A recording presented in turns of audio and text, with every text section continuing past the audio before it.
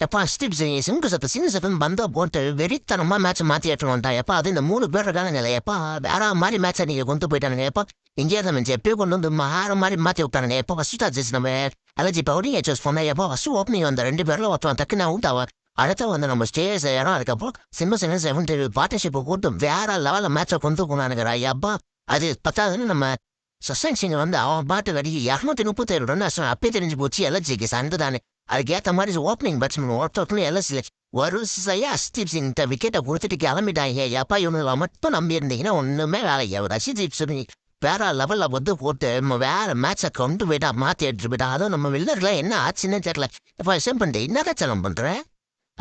பாலில் வேட்டில் போட்டு வரும் வேட்டை அதிகமாக பண்ணுவேன் ஓனார் வர வர நீ உட்காரு நானே போய் விளாட்றேன்ட்டு விளாட போனேன் அதான் நடக்குது அப்பா இந்த பதானி சம்மி கட்டச்சி 4 மேட்சா சூப்பராக ஆடிட்டு வரானுங்க அதான் அப்துல் சம்மாஜி இவங்க எவ்வளோ ட்ரை பண்ணி பார்த்தாலும் ஒன்றும் முடியல வேலைக்கு ஆகும் பரவாயில்ல எப்படியோ 0.7 எடுத்துட்டு போயிட்டாங்க அப்புறம் இப்படி எனக்கு யாருக்காக வேற யாருக்காக நம்ம அக்காக்காக தான் அப்புறம் நீங்கள் எனக்காக சப்ஸ்கிரைப் பண்ணுங்கடா எப்பா